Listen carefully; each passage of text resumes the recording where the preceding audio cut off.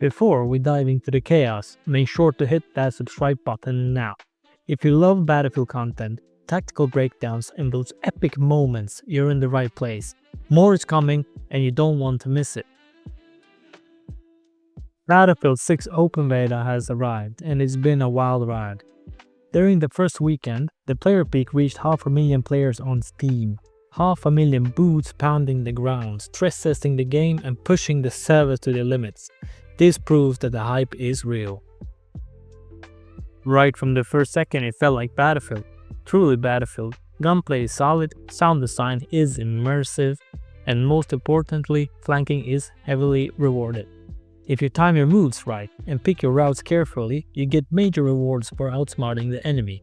Those moments where you break through enemy lines and catch squads off guard, that's what makes Battlefield legendary. With that said, one area where the game is currently lacking is weapon recoil. It feels less impactful than expected, almost laser beamy, which dulls the feeling of the weapon a bit. But according to the latest community update from DICE, recoil tweaks are coming, so expect better weapon feedback and shooting mechanics before launch. I also feel that the time to kill is short, and that's fine for fast-paced combat, but the time to death sometimes feels even shorter. It can give the frustrating feeling of dying out of nowhere with a little chance to react. That definitely needs balancing to keep gunplay fair and engaging. It feels like there is a netcode issue that don't register when the enemy is shooting and hitting you on the right time, and then all of a sudden the game registers all damage when the last bullet is hitting you. That is very annoying. Now onto something divisive, the auto-spotting function which can be found in the Recon class. Many players hate it, saying it takes away skill and dilutes manual spotting. Personally, I don't mind it as much. It didn't break immersion for me during the beta, but I see the risk of it becoming problematic, especially in competitive play. A good solution would be to let players bind auto-spotting to a button, so they can choose when to use it. Regarding the spawn beacon, DICE said it will move to the assault class, but this was not tested in the beta, which is a missed opportunity to be honest. If it had been included, players could have tried it out and given feedback. Right now we don't know what impact that will have until the game releases. There is also a sweet spot mechanic with sniper rifles in the game similar to the one we had in Battlefield 1, where instant kills can happen too easily if you're within a certain distance to your enemy. This kind of mechanic reduces the skill required in gunplay and encourages camping. We do not want that. Oh, and the sniper glint is back from Battlefield 1.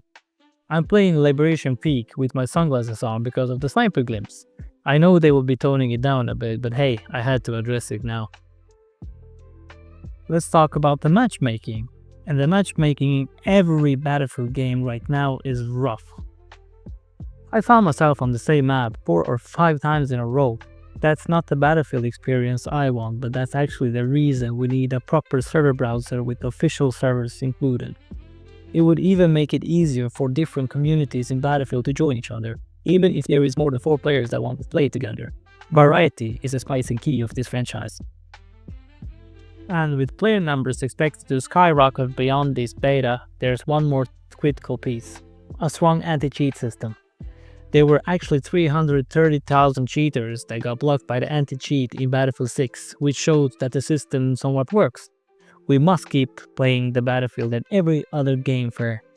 Cheaters ruin the game for everyone, and when millions play, we can't afford to let them run rampant. Let's talk about the maps in the open beta that we played, and the maps look stunning. High environmental detail and destructible elements that feel alive. The destruction takes me back in time, and I really feel that we are back now. With that said, some areas funnel too many players into tight kill zones, making fights more chaotic than tactical. Adjusting capture points and cover could improve pacing and strategy a lot.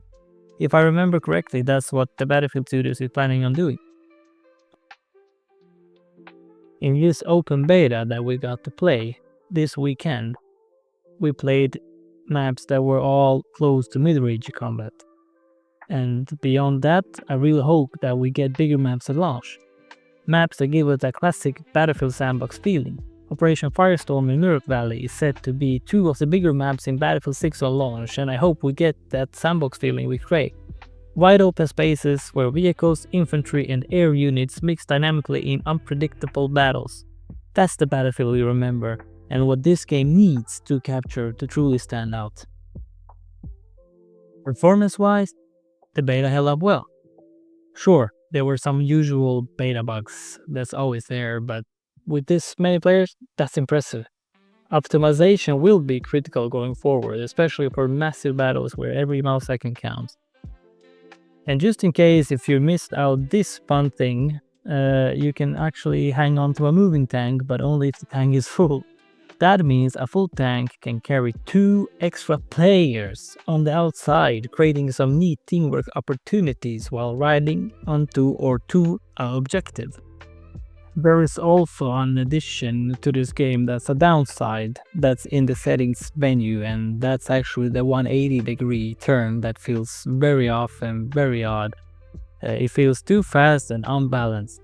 Thankfully, not many players seem to know about it yet, but if it spreads, it could throw gunfights out of balance, so guys, please, I'm begging you, remove it from the game because it will destroy the gunfights and it will take away the sandbox feeling that you want to build for us core community members. Now I want to share something I really enjoyed doing during my open beta sessions, and that was the drag revive mechanic, where you drag your team and squad mates from firefights to revive them in a safe space. That might be a small addition to the game, but yet so impactful. I also actually like the Recon level 3 trait with the UAV that spots enemies within 100 feet radius around you. It's a good addition to the Recon class in the game, and it could be very useful for recons in closed weapon servers. But I am very aware that it's actually a bit OP in the open weapon servers. We will see what the impact it will have on the longer run. We all know that the revives in Battlefield games are a crucial aspect to the franchise, but there's a frustrating bug that occurs every time I try to revive people with the defibrillator.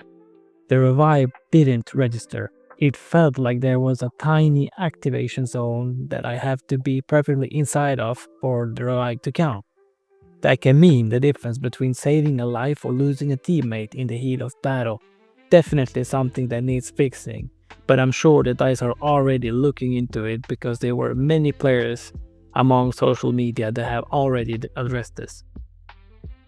In the end, the Battlefield 6 open beta reminded me why I'm still here. The cinematic firefights, the scale, and the unpredictability that keeps you on the edge. But it also showed us what still needs work: matchmaking, auto-spotting controls, player choice with servers, and solid anti-cheat protections. If DICE with all the other studios really listens to feedback from the 500,000 players who joined the beta, we could be looking at one of the best Battlefields in years, possibly in the franchise. I guess we have to wait and see, but always remember to give our feedback to the different dev teams.